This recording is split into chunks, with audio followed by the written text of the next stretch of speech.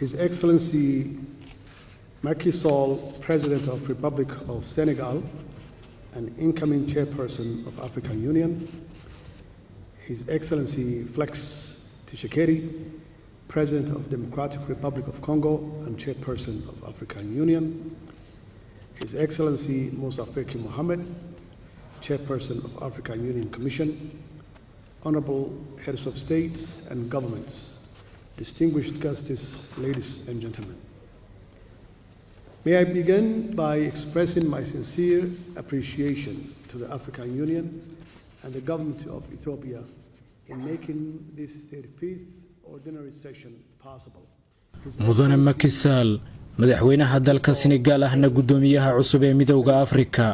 ra'iisul wasaaraha xukuumadda federaalka Ethiopia mudane Dr. Abiy Ahmed mudane Moussa Faki Mohammed gudoomiyaha midowga Afrika madaxda sharafta leh mudanayaal iyo marwooyin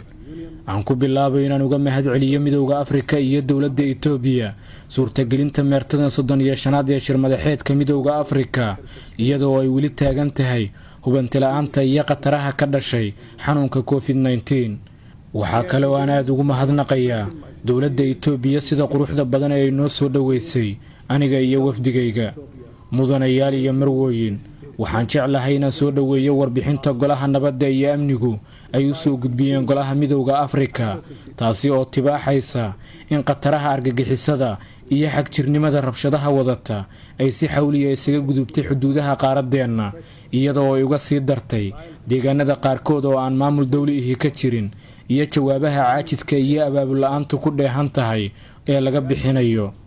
Soomaaliya waxa ay muddo 10 sano ah dhibana u ahayd argagixisada iyo xagjiriin balse xilligan Soomaaliya waxa ay la soo baxday waay aragnimo la taaban karo oo ay ka baratay wiiqida kooxaha argagixisada ah taasi oo hoos u dhigtay awoodii howlgallada ururka Al-Shabaab yaraysayna weeraradii ay ka geysan jireen gudaha Soomaaliya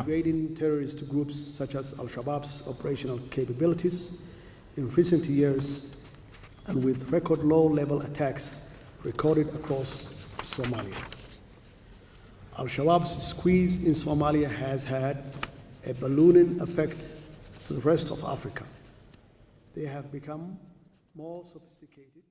joogitaanka maleeshiyada Al-Shabaab ee Soomaaliya waxa ay saameyn ballaaran ku yeelatay Afrika inteeda kale waxa ay noqdeen kuwo aad u abaabulan waxa ay qaaradda oo dhan ka sameysteen shabakado maaliyadeed oo adag waxa ayna la soo bixeen galaangal ay ku doonayaan inay iskaashi iyo xiriir kula yeeshaan kooxaha argagixisa ah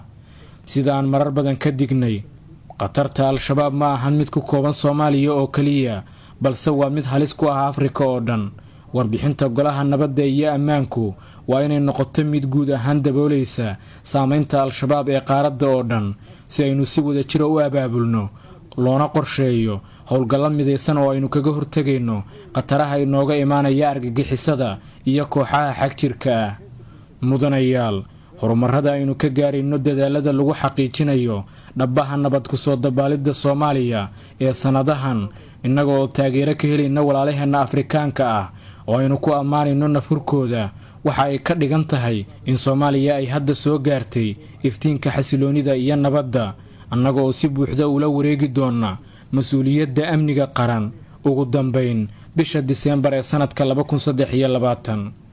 iyadoo lagu waday in waajibka shaqo ee howlgalka midowga Afrika ee Soomaaliya uu dhamaado bisha Maarso ee sanadkan 2022 dawladda federaalka Soomaaliya iyo midowga Afrika ayaa bishii Janaayo ee sanadkan waxa ay gaareen heshiis qeexan oo ku saabsan halbeegyada iyo ujeedooyinka istiraatiijiyadeed ee hagaya waajibaadka shaqo ee howlgalka cusub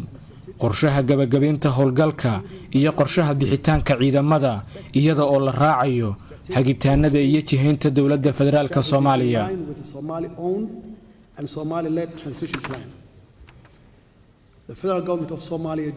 dawladda federaalka Soomaaliya iyo waaxda siyaasadda nabadda iyo amniga ee midowga Afrika waxa ay wada jir ugu heshiiyeen 22 Janaayo sanadkan 2022 in howlgalka cusub loogu yeero howlgalka ku meel gaarka ah ee midowga Afrika ee Soomaaliya ATMIS Soomaaliya iyo midowga Afrika waa inay dhamaadka bishan ay golaha nabadda iyo amniga horgeeyaan dukumeentiyada howlgalka cusub ee ku meel gaarka ah ee midowda Afrika ee Soomaaliya. Mudanayaal, Soomaaliya waxaa saameyn ba'an ku reebay isbeddelka cimilada adduunka. mana ahan mid Soomaaliya kaligeed ay wax ka qaban karto maadaama isbeddelka cimiladu aanu ahayn wax ku kooban xuduud iyo gobol gaar ah. isbeddelka cimiladu waxa uu horseed u yahay khataro badan waxaana bishii Diseembar ee sanadkii la soo dhaafay Muqdisho aan ka furnayn laanta la socodka cimilada iyo ilaalinta deegaanka ee ururka midowda Afrika si ay dalalka ku buhoobay urur goboleedkani ay uga taageerto la socodka iyo ka jawaabidda isbeddelada cimilada iyo deegaanka. iyada oo laga duulayo halku dhiga sanadkan ee shirka ee ah xoojinta nafaqeynta iyo haqabtirka cuntada ee qaaradeena. isbeddelka cimiladu waa mid ka mid ah arrimaha saldhigga u ah sababaha keena nafaqo darrada si horumar wax ku ool looga gaaro horumarinta bulshada iyo dhaqaalaha gaar ahaan ajendaha midowda Afrika ee sanadka 2063. waa inaanu si wada jir uga hortagnaa isbeddelka cimilada iyo khataraha la xiriira. sidaas daraadeed mudanayaal, waxaan soo dhaweynayaa warmurtiyeedkii oo golaha nabadda iyo ammaanku ku ansixiyay shirkii 151 ee midowda Afrika ee qabsoomay bishii November sanadkii 2021 kaasi oo ku baaqaya in la sameeyo sanduuqa isbeddelka cimilada iyo xoojinta awoodda midowda Afrika iyo dalalka xubnaha ka ah. waad ku mahadsantihiin dhageysigiina.